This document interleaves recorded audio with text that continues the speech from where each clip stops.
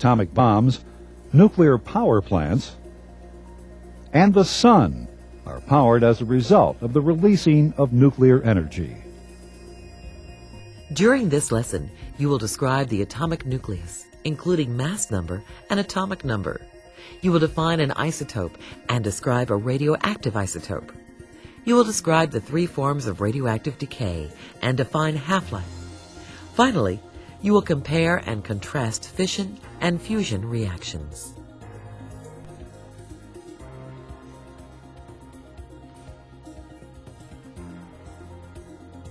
In this program, we're going to take a look at a fascinating, mysterious, and sometimes scary field of chemistry and physics, nuclear science. Why is the nucleus so mysterious? Well, in chemistry, you learned that the nucleus of the atom takes up only a few quadrillionths of the volume of the atom. In fact, if an atom were the size of a Major League Baseball stadium, the nucleus would be the size of a flea in the middle of the stadium. And yet, the nucleus contains just about all the mass of the atom. It's kind of bizarre when you think about it. But listen to this. In physics, you learned that like electrical charges repel. Well, the nucleus is made of positively charged protons and neutral neutrons. So the protons repel each other, right? Why doesn't the nucleus fly apart then? What holds it together? And another thing, sometimes during radioactive decay, electrons come out of the nucleus. How did electrons get in there? In fact, over 200 types of particles have been detected coming out of the nucleus, other than just the basic protons and neutrons. Mysterious, huh? Today, we'll try to unravel some of the mysteries associated with the nucleus. Mind you, I said some. There's just too much information for me to give you anything more than an overview of nuclear science. You may want to do some more research on your own. Let's start with a description of the nucleus itself. What is packed into this extremely small space? So, let's first describe the particles occupying the nucleus. The particles that make up the nucleus are called nucleons. The two major nucleons are positively charged protons and neutral neutrons. Protons and neutrons have almost 2,000 times the mass of an electron. In recent years, scientists have discovered that protons and neutrons are not the basic building blocks of matter, but are made of smaller elementary particles called quarks and leptons.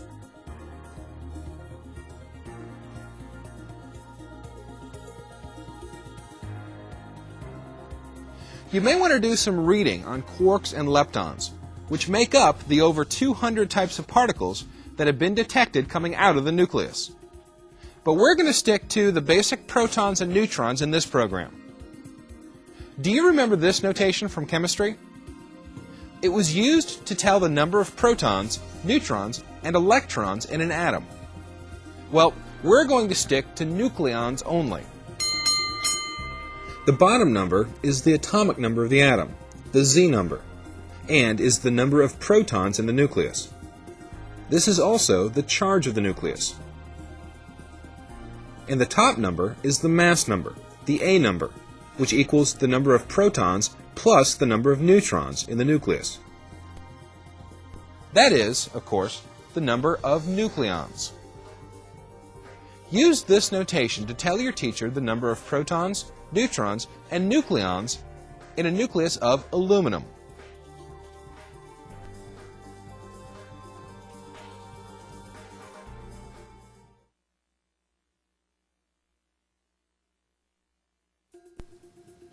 The bottom number represents the number of protons, so there are 13 protons in this nucleus. And the top number is the mass, which equals the number of protons plus neutrons. So we subtract 13 from 27 and get 14 neutrons. Since nucleons are both protons and neutrons, this number is also the number of nucleons, 27. Now, tell your teacher which of these two numbers can change and still represent an aluminum nucleus. The identity of an element depends on the number of protons in the nucleus, so this number cannot change. But the top number can change. What if the mass number were changed to 28?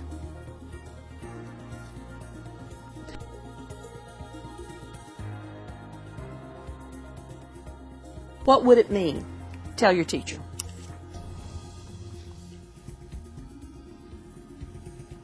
This time we'd have an aluminum nucleus with 13 protons and 15 neutrons for a mass of 28. Now, here's another question for you. What do we call atoms of the same element with different numbers of neutrons? Tell your teacher. Do you remember isotopes? Isotopes are atoms of the same element with different numbers of neutrons and therefore different masses.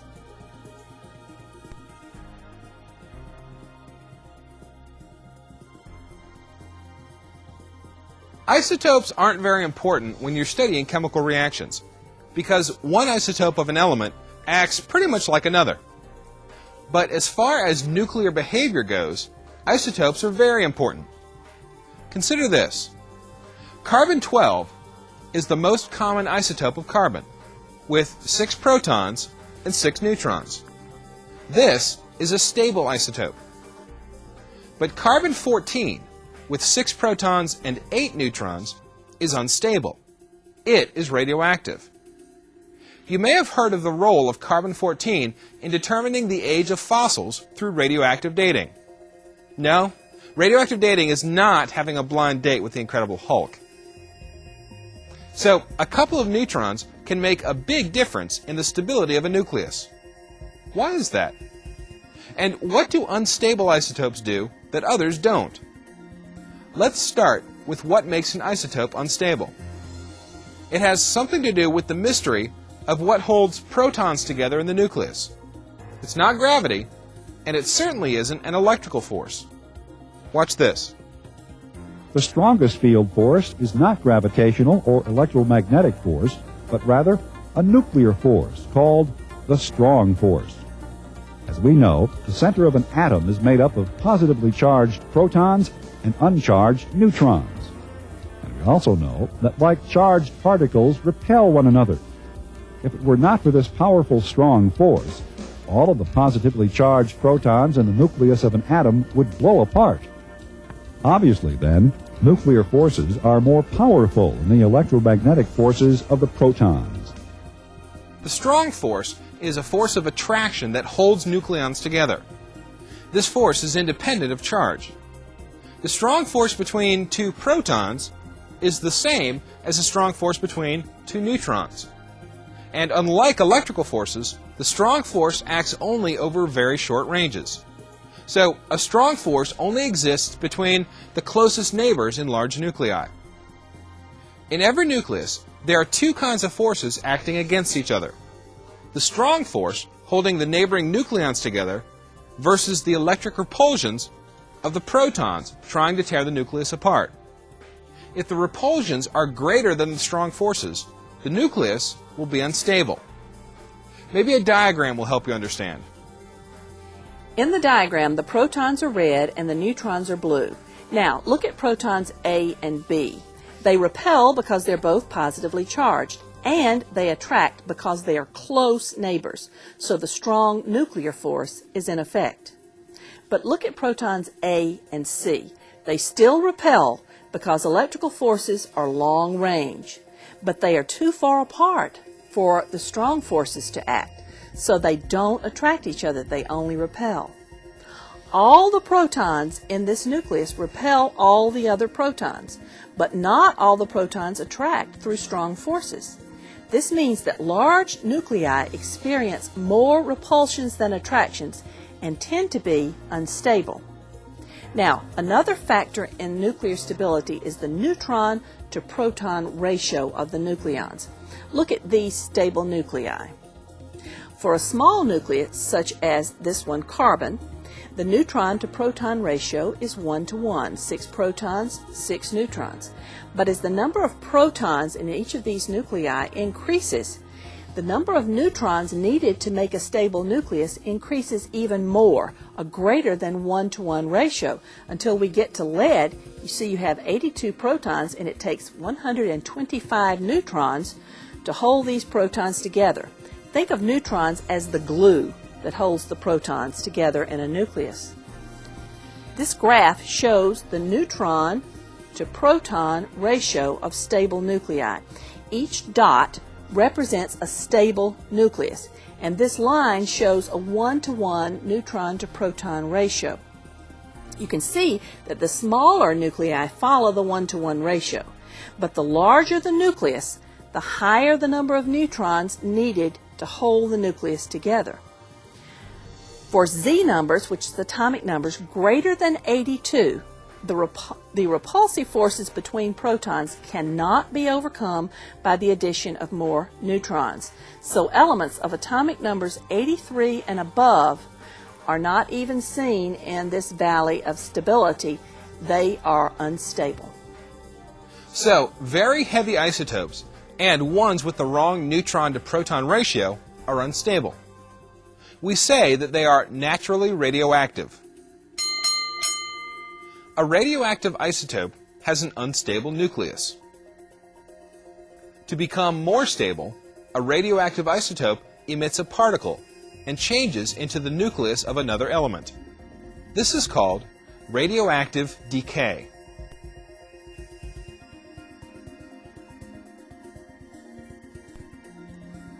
Another term for radioactive decay is transmutation.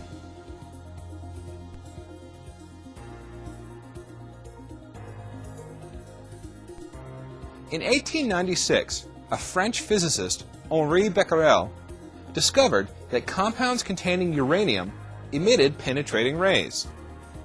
2 years later, Marie and Pierre Curie were the first to isolate two undiscovered radioactive elements, polonium and radium.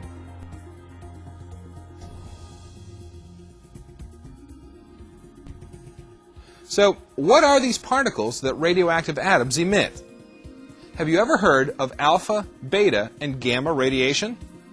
Well, alpha and beta particles are emitted during radioactive decay, and so are gamma rays, which, as some of you may know, aren't particles, but electromagnetic waves.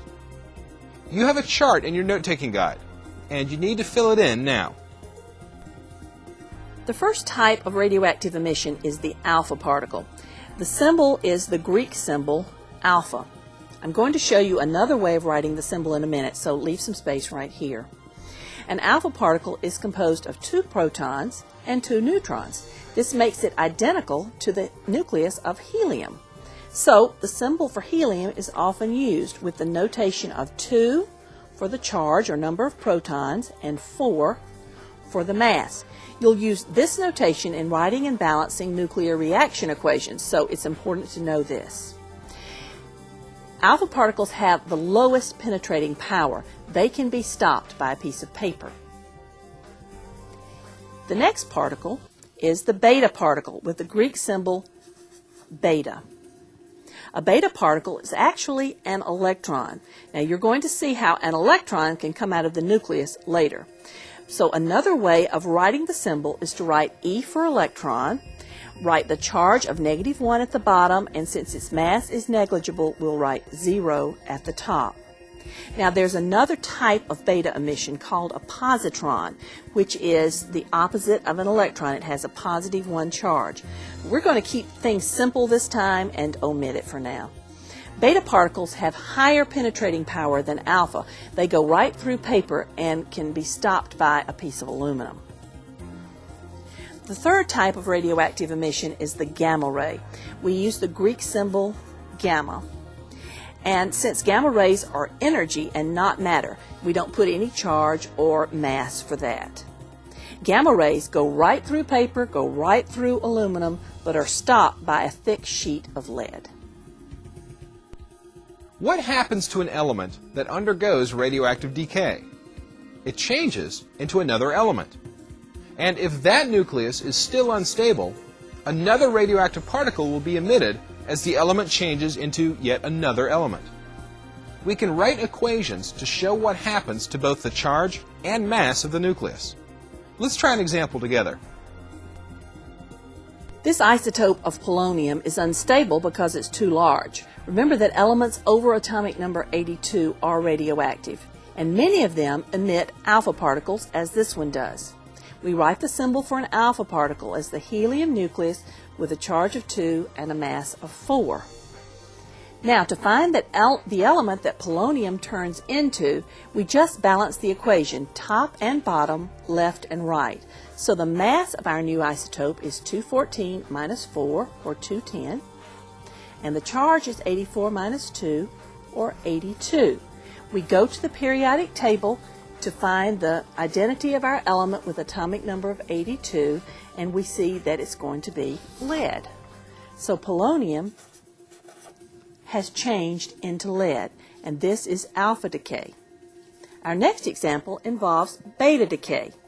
This isotope of lead is unstable because the neutron to proton ratio is wrong. So it emits a beta particle, which is an electron with a charge of -1 and a mass of 0. When we balance top and bottom, we get the new mass is 209, so that hasn't changed, and the new charge is going to be 83. And looking that up on the periodic table under atomic number 83 shows us that lead has changed into bismuth.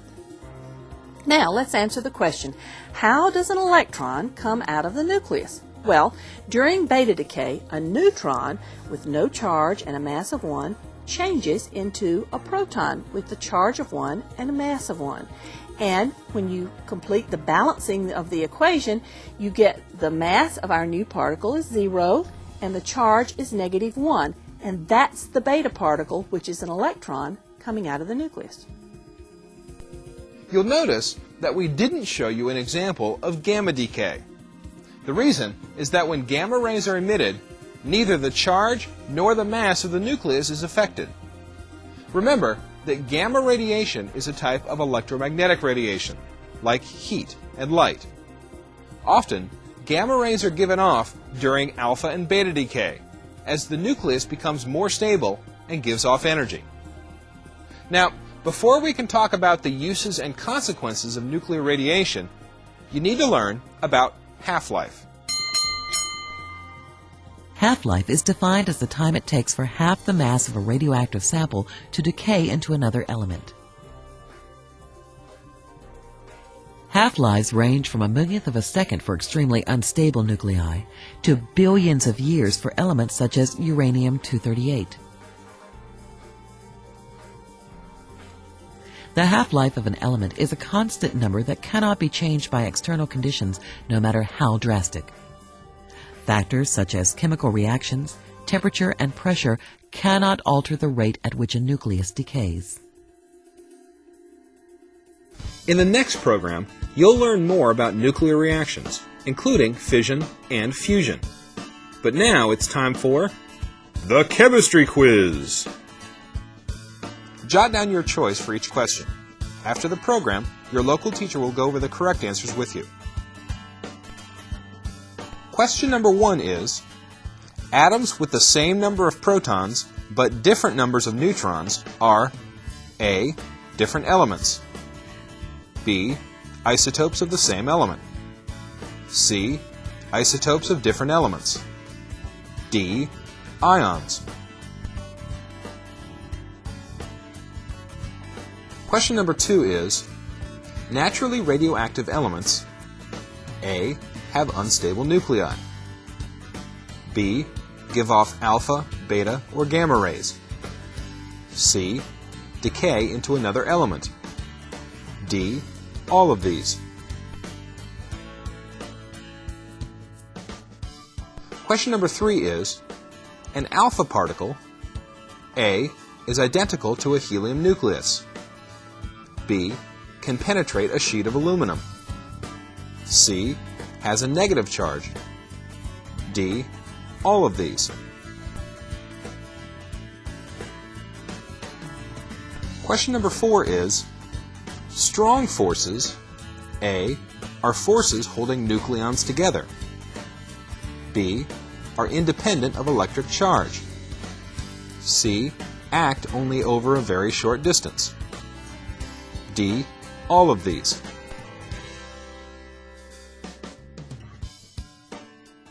Question number 5 is, an isotope's half-life, A, is the time required for half the mass to decay into another element. B, cannot be changed by chemical reactions. C, can be used in radioactive dating. D, all of these.